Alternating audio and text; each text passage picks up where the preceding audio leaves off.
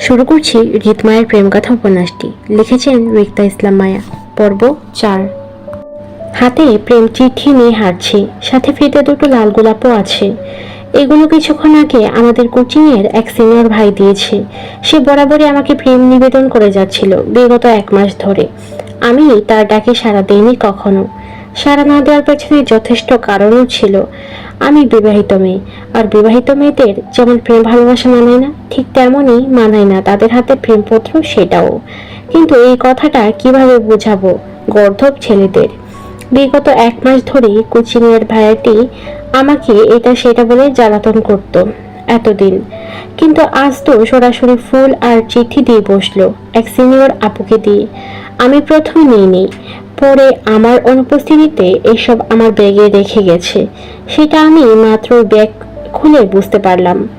সকালে coaching class শেষ করে কলেজে যাওয়ার পথে আইসক্রিম খেতে খেতে ব্যাগ থেকে টাকা বের করতে গিয়ে চিঠি আর ফুলগুলো পেলাম। সেই থেকেই এগুলো আমার হাতে। আর জুই, সে তো এক ঝুলি প্রশ্ন খুলে বসে আছে আমার সম্মুখে, দুহাতে আইসক্রিম নিয়ে। হাতের চিঠি আর ফুলের দিকে তাকিয়ে হতাশার দীর্ঘ শ্বাস ফেলে কাঁধে কলেজ ব্যাগটা চাপালাম। অন্য খালি হাতটা দিয়ে দোকানের বিল পরিশোধ করে চট করে জুই থেকে কোন আইসক্রিমটা নিয়ে নিলাম। বিনা বাক্য বেয়ে সামনের দিকে ঘুরে যেতেই জুই দ্রুততার পা চালায় আমার সাথে। আমি এক হাতে ফুল আর চিঠি নিয়ে আইসক্রিমের প্যাকেট ছেড়ে মুখে আইসক্রিম তুলতে পাশ থেকে ক্ষেপ্ত হলো জুই নিজের করা প্রশ্নের উত্তর না পেয়ে। চেতন গলায় বলল, অসভ্য মাইয়া, বলবি কিছু? তোরা এসব কে দিছে? তুই কি লুকিয়ে প্রেম করছিস? জুয়ের কথাই রাগ হলো না, বরং হতাশাই বুক ভার হলো আরো। অনেক ইচ্ছা ছিল কলেজে উঠে লুকিয়ে একটা প্রেম করব, কিন্তু আমার স্বপ্নে মাটি চাপা পড়ে গেল আধার রাতের হঠাৎ বিয়েতে। হয়তো আমার বিয়ে না হলে আজ এই চিঠি আর গোলাপ ফুল এই চিন্তা ভাবনা কর সিনিয়র ভাইয়ের সাথে প্রেমটা করব কিনা। কিন্তু হাই আমার অসহায়ত্ব, নামদান কিছু জানি না এমন এক ব্যক্তির সঙ্গে আমার বিয়ে হলো। তার জন্য আমার কাছে দুনিয়ার সকল পুরুষই হারাম হয়ে আছে, অথচ হালাল পুরুষের চেহারাটা অব্দি মনে নেই। গায়ে কলেজে সাদা ড্রেস, রাস্তার ফুটপাত ধরে হাঁটতে হাঁটতে হাতের ফুল আর চিঠির দিকে তাকিয়ে হতাশ গলায় জুয়ের প্রশ্নের উত্তর দিয়ে বললাম, প্রেম করার ভাগ্য আমার নেই। আমার জন্য প্রেমটা হারাম হয়ে আছে এক অচেনা হালাল পুরুষের জন্য। আমার ভারী কথাগুলো হয়তো জুয়ের মস্তিষ্ক ক্যাচ করতে পারলো না। কি বলেছে সেটা নিয়ে বোঝার কথাও না। আমার হঠাৎ বিয়েটা তো আজও লুকাইতো জুয়ের কাছ থেকে, তাই ও বুঝবে কি আমি কি বলেছি? কি বলছিস আবল তাবল? ঠিক করে বল, এসব কে দিয়েছে? সত্যি করে বলবি ঋতু, তুই কি প্রেম করছিস কারোর সাথে? না। তাহলে? আর কথা ঘোরালাম না, সোজা সাপটা উত্তরে হাঁটতে হাঁটতে বললাম, রিফাত ভাইয়া দিয়েছে এসব, আমি নিতে চাইনি, তাই তার এক মেয়ে ফ্রেন্ডকে দিয়ে আমার ব্যাগে রাখিয়েছে। এখন টাকা বের করতে গিয়ে মাত্রই দেখলাম। আমার কথায় খানিকটা চমকে ওঠার মতো করে অধৈর্য গলায় জুই বলল, রিফাত ভাই দিয়েছে মানে? কাশিম স্যারের ছেলে সুন্দরী রিফাত ভাইয়ের কথা বলছিস তুই? জুইয়ের হালকা পাতলা উত্তেজনার সম্মতি দিয়ে বললাম, ও মাই গড, সিরিয়াসলি ঋতু? কোচিং এর সবচেয়ে হ্যান্ডসাম রিফাত ভাই তোকে পছন্দ করে? রিয়েলি? ঋতু, তুই কি ওনার প্রপোজাল অ্যাকসেপ্ট করবি? দায়সারা উত্তরে বললাম, না। কেন? এমনি, ওনাকে আমার পছন্দ না তাই। কি বলিস? এত সুন্দর ছেলে কি তুই না করছিস? কেন? সুন্দর ছেলে বলেই না করছি। বেশি সুন্দর ছেলে পেলে আমার হজম হয় না। সুন্দর ছেলে মানে সে নিজেকে আমার থেকে বেশি দাম দিবে সুন্দর বলে। তাই আমি আমার থেকে অসুন্দর ছেলেদের বিয়ে করব। তারা যেন নিজেকে নিয়ে অহংকার করতে না পারে, বরং সারাক্ষণ আমাকে নিয়ে ভাবে এবং বউ বউ করে শুধু আমাকে ভালোবেসে যাবে, ব্যাস। ওহ আচ্ছা, এত গভীরে তোর চিন্তা ভাবনা? ওকে, নাইস চিন্তা ভাবনা। তার মানে তুই কালো বেটে আর বয়স্ক ভুড়িওয়ালা লোক বিয়ে করবি, এই তো? সুন্দরী বউ বলে যে তোকে সারাক্ষণ আদর করবে, এমনটাই তো তোর চাওয়া, তাই না? যা, অতি শীঘ্রই পেয়ে যাবে তোর বয়স্ক বুড়িওয়ালা কালো বেটে করে জামাইটারে, দোয়া করে দিলাম। জুয়ের কথায় নাক মুখ কুঁচকে তাকাই আমি। মেয়েটা সবসময় 2 লাইন বেশি বুঝে কথা বলে। এই মাইয়া আমার দোয়া দিছে নাকি বদদোয়া? রাগে ওর দিকে তাকিয়ে কটমট করে বলি, তোরে বলছি আমি বিয়েতে বয়স্ক ভুঁড়িওয়ালা লোক বিয়ে করব? তুই জানোস আমার জামাই কত লম্বা? আমি তার কাঁধের সময় হই, এত লম্বা সে। 2 হাত ছাড়িয়ে দেখিয়ে বললাম। আর তার ইয়া প্রশস্ত বডি। আসছে আমার জামাইরে ভুঁড়িওয়ালা বলতে। আমার জামাই ভুঁড়ি বলতে কিছু নাই। সো নিজের চিন্তা কর, তোর বদদুয়া আবার তোর উপরই না পড়ে যাই। খবিস মাইয়া, আমার এত বড় জামাইকে বেটে বলতে আসছে, তার ফাজিল শালি। যা তুই। কথাগুলো বলতে বলতে থেমে যাই। মুখ ফুসকে কোথায় ভুলটা করে ফেললাম বুঝতেই হাতের ফুল, চিঠি আর আইসক্রিম নিয়ে চমকে উঠে উদ্বিগ্ন। আল্লাহ, আমি এবার শেষ বলে মৃদু স্বরে চিৎকার করে 2 হাতে মুখ চেপে ধরলাম ভয়ে। জুই যে মানুষ, আমাকে আস্ত রাখবে না আর। আমার পেট থেকে একটা একটা করে কথা বের করে ছাড়বে। আমি ভয় তাড়নায় উত্তেজিত ভঙ্গিতে হতবাক জুইকে ফেলে হঠাৎই থেকে দৌড় লাগালাম জুয়ের থেকে পালিয়ে বাঁচতে। কয়েক সেকেন্ড দৌড়াতেই কানে আসলো জুয়ের রাগান্বিত সুর। আমার পেছন পেছন রেগে মেগে ফায়ার হয়ে আমাকে ডাকছে আর বলছে, আমার জামাই থেকে আসলো সেটা বলে যেতে, নয়তো আজ আমাকে আস্ত ছাড়বে না। দৌড়ানি থামেনি, ভয়ের তাড়নায় দৌড়াতে থাকলাম শুধু। মুখ ফসকে এত বড় ভুলটা কিভাবে করলাম আমি? এবার যদি জুই সবাইকে বলে দেয় তো নিশ্চিত আমাকে সবাই মেরে ফেলবে। আব্বুর কানে গেলে তো আমি শেষ, রক্ষা নেই। আল্লাহ তুমি সহায় হও। মনে মনে আল্লাহর নাম নিয়ে দৌড়াচ্ছিলাম। আগামীতে কি হবে সেই ভেবে ভয়ে টান টান উত্তেজনায় বর্তমানের অবস্থানটাও ভুলে গেছিলাম। এক মুহূর্তের জন্য ভুলে গিয়েছিলাম আমি কলেজ ড্রেসে রাস্তায় দৌড়াচ্ছি। আসলে মানুষের মনে যখন ভয় বাসা বাঁধে তখন তার মস্তিষ্ক নাকি অচল হয়ে যায়। আমার ক্ষেত্রেও তাই হয়েছিল। ভয় এতটাই ছিল যে বর্তমান অবস্থানের কথাটা ভুলে হুমড়ি খেয়ে পড়লাম কারো গায়ে। আমার হঠাৎ ধাক্কায় লোকটাও খই হারাই, গড়াগড়ি করে দুজনই চটপটাং রাস্তায় পড়লাম। বলতে গেলে ফ্রিতে ছোটখাটো বাংলা সিনেমার সিন হয়ে গেল। আমি নিচে এসে উপরে, আহা কি দৃশ্য! তবে আমার কাছে বেশ রোমান্টিক না হলেও সামনের মানুষটার রেগে যাওয়ার মতো যথেষ্ট মজাদার ছিল সিনটা। হয়েছিল তাই, লোকটা আমার উপর রেগে মেগে ফায়ার হয়ে গেছিল, হুমকি ধামকি সবকিছু দিয়ে বসেছিল। তবে সেটা চাপা সরে পাবলিক প্লেস বলে সে যাত্রায় বেঁচে গিয়েছিলাম আর কি। হা হা হা, আমার স্টুপিড কাণ্ডগুলা। আচ্ছা যাই হোক, এবার আসি মূল কথাই। জুইয়ের ভয়ে তখন উত্তেজিত ভঙ্গিতে দৌড়াতে দৌড়াতে গুটি কয়েক মিনিটের মধ্যেই হঠাৎ করে সেই লোকের সাথে ধাক্কা খেয়ে বসি। আসলে ধাক্কা বলে ভুল হবে, আমি দৌড়াতে দৌড়াতে লোকটার পিঠের উপর পড়ে যাই, যার জন্য লোকটার গায়ে তৎক্ষণাৎ লেপটে যায় আমার অর্ধ খাওয়া আইসক্রিমটা। এতটুকুতে আমার সিন শেষ হয়নি। তারপর যেটা হয়েছিল সেটা আরো করুণ দশা। লোকটার পিঠে ধাক্কা লেগে পড়তে গিয়ে নিজেকে বাঁচাতে তৎক্ষণাৎ শক্ত মুঠোয় পেছন থেকে লোকটার কলার আঁকড়ে ধরতে চাইলে ঘটে হিতে বিপরীত।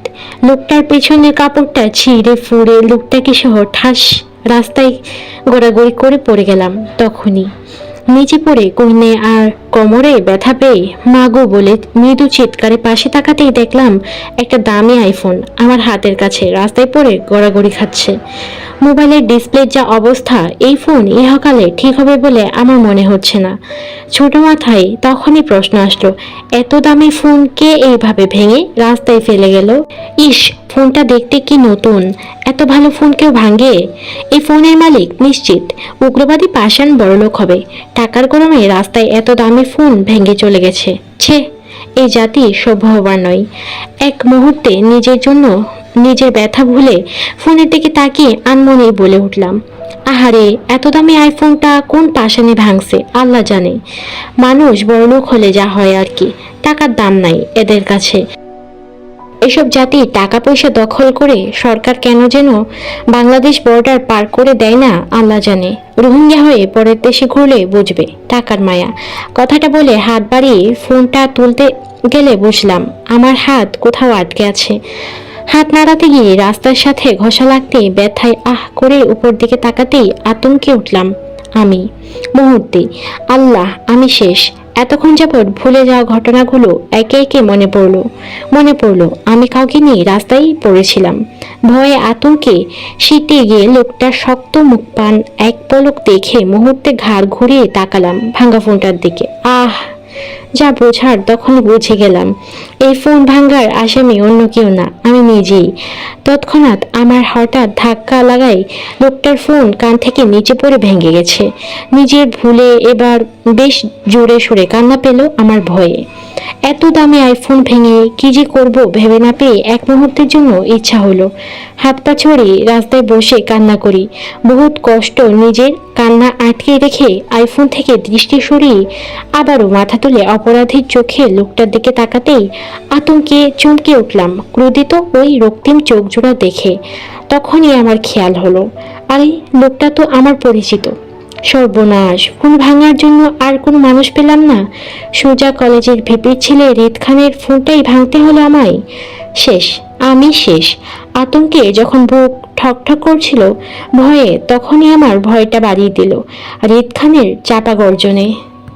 What the hell! আমার উপর থেকে উঠে দাঁড়াতে গিয়ে যখন ওনার পাঞ্জাবিতে টান খেলো তখনই চাপা গর্জনে এই কথাটা বলে। উনি তখনও আমার দিকে ঝুঁকিয়ে রয়েছে, কারণ ওনার পাঞ্জাবির একাংশ ছিঁড়ে আমার হাতের মুঠোয়। আমি আতঙ্কিত চোখে ওনার দৃষ্টি অনুসরণ করে আমার হাতের দিকে তাকাতেই বুঝলাম ওনার গর্জন ছাড়ার কারণটা। অসহায়ত্ব আর বুক ধরফরে এবার সত্যি সত্যি আমার হাত পা ছড়িয়ে ছিটিয়ে ভেবে করে কান্না করতে ইচ্ছে করছে। অবশেষে নিজেকে দমিয়ে রাখতে পারলাম না। রাস্তার ওই অবস্থায় শুয়ে থেকে দুই হাতে মুখ ঢেকে অতিরিক্ত ভয়ে কেঁদে উঠলাম। এত লোকটার ফোনটা ভেঙে কান্না আটকাতে পারলেও যখন দেখলাম লোকটার পিঠের কলার থেকে কোমর অবধি সাদা পাঞ্জাবিটা ছিঁড়ে আমার হাতে ধরে আছে, তখন কি আর কান্না থামানো যায়?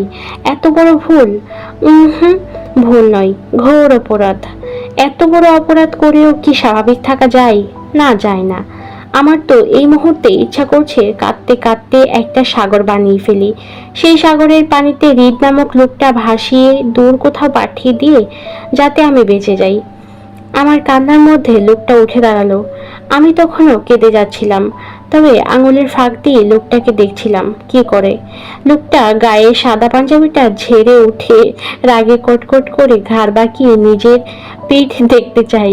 অল্প একটু দেখেই বুঝতে পারলো ওনার পাঞ্জাবিটা শেষ, তাই চাপার আগে কটমট করে চিবিয়ে চিবিয়ে বলল, নাটক শেষ হলে উঠে দাঁড়ান, নয়তো গাড়ির চাকার সাথে বেঁধে সোজা থানায় নিয়ে যাব। এখানকার থানাও আমার, পুলিশও আমার, শুধু আসামি হয়ে সারা জীবন পচে মরতে হবে আপনাকে। হার হিম করা হুমকিতে কেঁপে উঠলাম আমি। সর্বনাশ, থানা পুলিশ করলে আমি শেষ। আমার আব্বু আস্ত রাখবে না আমাকে ভেবে তৎক্ষণাৎ উঠে বসলাম ভেজা চোখে। আস্ত ধীরে করে উঠে দাঁড়ালাম, অপরাধীর মতো মাথা নত করে কান্না ভাঙ্গা গলায় মিনমিন করে বললাম, সরি স্যার, ভুল হয়ে গেছে, মাফ করে দিন। ওনার হৃদ উত্তর না পেয়ে অপরাধীর চোখ তুলে তাকাতেই চোখাচোখি হলো দুজনের। উনি কেমন কপাল কুঁচকে তাকিয়ে আছে আমার দিকে। দৃষ্টিতে শীতলতা নেই, খানিকটা রাগ আছে, তবে বেশটা বিরক্তিকর প্রকাশ। আমি ভয়ে কাছামাছি হয়ে এদিক সেদিক তাকিয়ে আবারও পালাবার রাস্তা খুঁজছিলাম। তখনই আমার পায়ের কাছে কিছুর আভাস পেয়ে নিচে তাকাতে দেখলাম উনি হৃদ ঝুঁকে রাস্তা থেকে কিছু তুলছে। প্রথমে ভাবলাম হয়তো আমার বইয়ের ব্যাগ তুলে দেবে আমায়, কিন্তু না। উনি আমার ধারণা মিথ্যা করে যখন আমার পায়ের কাছ থেকে রিফাত ভাইয়ের দেয়া প্রেম চিঠি আর গোলাপ ফুল তুলে নিজের হাতে নিলেন, তখনই ভয়ে চমকে উঠলাম। আল্লাহ, উনি আমার চিঠি হাতে নিচ্ছেন কেন? লজ্জায় অস্বস্তি বোধ করতেই উনি উঠে দাঁড়ায়। চিঠি আর ফুল নেই। উল্টে পাল্টে চিঠির খামটা আর গোলাপ ফুল দুটো দেখে আমার দিকে তাকিয়ে কপাল কুঁচকে প্রশ্ন করে বলল, লাভ লেটার? আমি অস্বস্তিতে আছড়ে পড়ছিলাম বারবার। কিছু বলার মতন গলা দিয়ে কথা বের হচ্ছিল না। গলা ভীষণ কাঁপছিল। হঠাৎ করে বড্ড পানির তৃষ্ণা অনুভব করলাম। বুঝলাম আমি ওনাকে ভয় থেকে ভীষণ লজ্জা পাচ্ছি।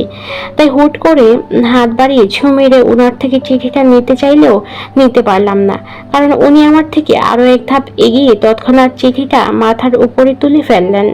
আমি অস্বস্তি বোধ করে জড়ানো গলায় হাঁসফাঁস করে বললাম, এটা দিন আমাকে। কেন? ওটা আমার ছিল।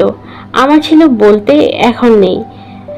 ছিল শব্দটা অতীতে চলে গেছে, বর্তমানে এটা আমার। আমি যেহেতু রাস্তা থেকে করে পেয়েছি তাই এটা আমার। লোকটার অদ্ভুত কথায় বোকার মতন তাকিয়ে রইলাম। কি বলে এসব? আমার চিঠি ওনার কি করে হয় আবার? রিফাত ভাইয়ের সাথে কি ওনার প্রেম করবে? ছেলে ওই ছেলের সাথে প্রেম? তখনই উনি গম্ভীর গলায় বলে ওঠে, আউট। বিষণ্ণে বলে উঠলাম, মানে? আমার কথায় হেলদোল হলো না ওনার। গোলাপ দুটো ডিল মেরে ফুটপাতে ড্রেনে ফেলে, হাতে চিঠিটাও মুষ্টিতে ডলা মুচড়া করে ড্রেনে ফেলে দিয়ে আমার দিকে তাকালেন। হাতের ঘড়িটা এক পলক দেখে দায়সারা উত্তরে বললেন, এই শেষ। নেক্সট টাইম আমার চোখের সামনে পড়া নিষেধ। কথা আমার না হলে জীবনও শেষ। মানে এটা কোনো কথা? কেউ কি কারোর সামনে ইচ্ছা করে যায় নাকি? আমি কি এখন ইচ্ছাকৃত কিছু ঘটিয়েছি ওনার সাথে? সবকিছুই অনাকাঙ্ক্ষিত। এর জন্য উনি আমাকে মেরে ফেলার হুমকি দিচ্ছেন? আমার মতো অপরিচিত মেয়ের সাথে ওনার কি শত্রুতামি? প্রথম দিন থেকেই কেন বাজে আচরণ করছে, এখন আবার মারার হুমকি দিচ্ছে? আচ্ছা, লোকটা সন্ত্রাসী টন্ত্রাসী নয় তো? হতে পারে, হু নোজ। যদি দেখা হয়তো। আমার হঠাৎ প্রশ্নে ওনার মধ্যে হালকা পরিবর্তন ঘটল। এক কদম এগিয়ে এসে আমার দিকে হালকা ঝুঁকে ওনার হৃদ দুই আঙ্গুল বন্দুকের মতন করে তাক করলো আমার গলার উপর ও থুতনির নিচে। বেশ সিরিয়াস গলায় বলল, কথার অবাধ্য হলে গুলি যে কোথায় করব নিজেও জানি না। অপরিচিত কাউকে যে এমন ভাবে হুমকি দেওয়া যায় আমার জানা ছিল না। আমি অপরিচিত হয়েও যদি আমার সাথে এমন ব্যবহার করে, তাহলে পরিচিত মানুষের সাথে কি করেন উনি আল্লাহ জানেন। এমন উগ্রবাদী তেরা মানুষটার গার্লফ্রেন্ডগুলো থেকে তো বড্ড জানতে ইচ্ছে করলো আমার ছোট মনে। তবুও মুখ বাঁকিয়ে প্রশ্নটা করার সাহসটা হলো না। আবার চুপও রইলাম না। ভয়ের তো মুখে নিভে যাওয়া গলায় আস্তে করে বলল, আপনি আমার সাথে এমন করেন কেন? আমি তো ইচ্ছা করে আপনার ফোন ভাঙিনি। ভুল। আউট। লোকটার গম্ভীর গলায় কেঁপে উঠলাম আমি। আবারও অপমান? এবার তো আমি ওনার রুমে নেই, রাস্তায় দাঁড়িয়ে আছি। রাস্তা থেকে আউট হয়ে যায় কোথায় যাব? আকাশে? অপমানিত সহ্য করতে না পেরে বলে ফেললাম, অপরিচিত মানুষের সাথে ভালো ব্যবহার করতে হয়। আমার কথায় যেন চটে গেলেন উনি। তীর তীর মেজাজে চিবিয়ে বলল, জ্ঞান দিতে বলেছি? আপনার শুকরিয়া আদায় করা দরকার। আপনি আমার পরিচিত কেউ নন। নয়তো যে ডানা মেলে রাস্তায় উড়ে বেড়াচ্ছেন, সেই ডানার পাখনাগুলো কবেই ছাঁটাই হয়ে যেত আমার হাতে। নাও আউট। লোকটা রাগান্বিত মেজাজের ভয়ে শিখে গেলাম আমি। কি সাংঘাতিক লাগে লোকটা রেগে গেলে। আর কিছু বলার সাহস পেলাম না। ব্যাগ নিয়ে যে বেগে দৌড়ে এসেছিলাম সেই বেগে দৌড়ে পালিয়ে গেলাম। জীবনে বেঁচে থাকলে সজ্ঞানে কখনো লোকটার সম্মুখীন হব না। অসভ্য নেতা। মায়া যেতেই হৃদ বিরক্তির চোখ তুলে নিজের ভাঙা ফোনটার দিকে তাকালো। জরুরি ভিত্তিতে চট্টগ্রামে এসেছিল দাদা বাড়িতে, কিন্তু মাঝে গাড়ির টায়ার পাংচার হয় বডিগার্ড পাঠিয়েছে গাড়ির টায়ার চেঞ্জ করতে। এর মধ্যেই ফোন আলাপ করছে দাঁড়িয়ে দাঁড়িয়ে। কিন্তু হঠাৎ করে বায়ার আগমনে ফোনটাও ভাঙলো। এমন না সে ফোন ভাঙায় রিয়েক্ট করতো না, অবশ্যই রিয়েক্ট করতো, কিন্তু চোখের সামনে মায়াকে দেখে তার রিয়েকশনটা উল্টো দিকে চলে যায়। মেয়েটার দেখলে কেন যেন তার বড্ড পরিচিত লাগে। হারিয়ে যাওয়া বউটার কথাও মনে পড়ে। আজ বিগত 1.5 বছরের উপর হয়েছে তার হঠাৎ বিয়েটার সময়কাল। এতদিন তার তেমন একটা বিয়েটা সম্পর্কে জানতে ইচ্ছে হয়নি, কিন্তু সেদিনকার কলেজে ফাংশনে মেয়েটিকে দেখেই তার হারিয়ে যাওয়া বউটার কথা মনে পড়লো ভীষণ করে। বিশেষ করে মেয়েটার গলার স্বরটা তার বেশ পরিচিত লাগলো। হ্যাঁ, সেদিন ঝড়ের রাতে অ্যাক্সিডেন্টে তার হুঁশ তেমন ছিল না, যার জন্য সাহায্যকারী মেয়েটার মুখটা স্পষ্ট দেখতে পায়নি সে। ঝাপসা ছিল মুখটা, কিন্তু মেয়েটার কণ্ঠটা আজও তার কাছে স্পষ্ট। তারপর কাজী সাহেবের দেওয়া কাবিননামায় দেখেছিল সে তার বইয়ের নামটা রিক্তা ইসলাম মায়া, বাড়ি ব্রাহ্মণবাড়িয়া। ব্যাস এতটাই দেখেছিল। তার বই সম্পর্কে আর কিছু জানে না সে, জানার ইচ্ছাও নেই। কিন্তু সেদিন ফাংশনে এই ইসরাত নামক মেয়েটার মুখে ব্রাহ্মণবাড়িয়া শব্দটা শুনেই চোখ তুলে তাকিয়েছিল সে। দেখেছিল মেয়েটাকে, বেশ পরিচিত মনে হয়েছিল মুখটা। সে প্রথমে সন্দেহ করেছিল মেয়েটা তার বউ হতে পারে। ভেবে এজন্য মূলত ফাংশন শেষে দ্বিতীয়বার সাক্ষাতে সে মেয়েটার নাম জিজ্ঞেস করেছিল, কিন্তু মেয়েটার নাম ইসরাত জাহান বলায় তার সন্দেহ দূর হয়ে যায়। বুঝতে পারে এই মেয়েটি তার হারিয়ে যাওয়া বউ নয়, কিন্তু তারপরও কেন যেন মেয়েটাকে দেখলেই তার রাগ হয়। তাও জানে না সে কি আশায় ছিল এই মেয়েটা তার পালিয়ে যাওয়া বউটা হতে পারে। এই জন্য হয়তো, যদিও মেয়েটা তার পালিয়ে যাওয়া বউ হতো তাহলে বা কি, বউকে দিয়ে তার কি কি দরকার? কোনো দরকার নেই। বিয়েটা সে মানে না, এমন হঠাৎ বিয়ের ভিত্তি নেই তার কাছে। সেখানে এই বেয়াদব মেয়েকে মায়া তো বউ হিসেবে আরো দরকার নেই। নিজের চিন্তা ভাবনাটাই হৃদ নিজেই ফোড়ন কাটলো তৎক্ষণাৎ।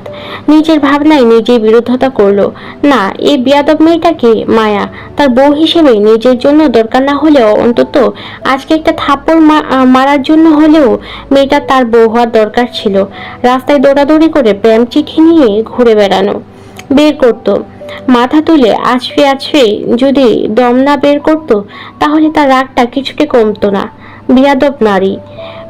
হৃদের চিন্তা ভাবনার মাঝে গাড়ি এসে থামলো। আসিফ গাড়ি থেকে নেমে দ্রুত পেছনে দরজা খুলে দিতেই হৃদ গম্ভীর মুখে উঠে বসলো গাড়িতে। ড্রাইভারের সাথে আসিফ সামনে বসতেই গাড়ি চলতে শুরু করলো আরাফ খানের বাড়ির উদ্দেশ্যে। হৃদ গা এলিয়ে দিয়ে সিটের সামনে বসতে থেকে আসিফ প্রশ্ন করে বলল, ভাই আপনার পাঞ্জাবি ছিল কিভাবে? কিছুক্ষণ আগেও তো ভালো ছিল। হৃদ আসিফের দিকে তীক্ষ্ণ দৃষ্টিতে তাকিয়ে উঠে বসল। আসিফের প্রশ্নের সরাসরি উত্তর না দিয়ে নিজ বাক্যে বলল, তোর আমার অ্যাক্সিডেন্টের কথা মনে আছে? 2017-তে চট্টগ্রাম থেকে ঢাকা ফেরার পথে নরসিংদী জেলায় হয়েছিল সেটা। হৃদের কথায় আসিফ তৎক্ষণাৎ সম্মতি দিয়ে বলে ওঠে, জি ভাই মনে আছে। আসিফের সম্মতিতে হৃদ পুনরায় সিটে গা এলিয়ে দিতে দিতে বলল, বুঝেছিস আসিফ, আমার একটা বিয়ে হয়েছিল সেদিন রাতে। বলতে গেলে অনাকাঙ্ক্ষিত বিয়ে। আমাকে সাহায্য করা মেয়েটাই আমার বউ। অসুস্থতার জন্য বউটার ফেসটাও দেখা হয়নি, নাম পরিচয়ও কিছু জানি না, শুধু বউটার কণ্ঠটা একটু করে মনে আছে। এখন মনে হচ্ছে তোর ভাবিকে একটু দেখার জন্য হলেও তার খোঁজ করার দরকার। যা তো তোর পলাতক ভাবের খোঁজ করতো। অনেক তো হলো তার লুকিয়ে চুকিয়ে বেড়ানো, এবার না হয় স্বামীর মুখ দর্শন করবে। হতবাক আসিফ চোখ দুটো বড় বড় করে তাকিয়ে থাকলো হৃদের দিকে। হৃদ ভাই বিয়ে করেছে? কই, সে তো জানতো না, তাকে বলেনি এতদিন। এত বড় সত্যি কথাটা যদি কোনো কারণে খান পরিবারের কানে যায় তাহলে তোলপাড় হয়ে যাবে, সর্বনাশের কাণ্ড ঘটিয়ে বসবে এক একজন। তাছাড়া হৃদ খানের মতো মানুষ শুধু বউয়ের মুখ দেখার জন্য এতদিন পর খোঁজ করবে এমনটাও নয়। নিশ্চিত কি কিছু তো একটা মনে মনে আছে। আসিফ জি ভাই বলে সম্মতি দিয়ে সামনে ঘুরে গেল। হৃদকে আর কিছু বলার মতো সাহস পেল না, কারণ হৃদের পার্সোনাল বিষয়ে প্রশ্ন করা একদমই পছন্দ করে না। হৃদ নিজ থেকে যতটুকু বলবে ততটুকুই সবাই শুনতে পারবে, এর বেশি প্রশ্ন করা নিষেধ। শেষ হলো হৃদ মায়ের প্রেম কথা উপন্যাসের 4র্থ পর্ব। কেমন লাগলো অবশ্যই কমেন্ট করে জানাবেন। ধন্যবাদ।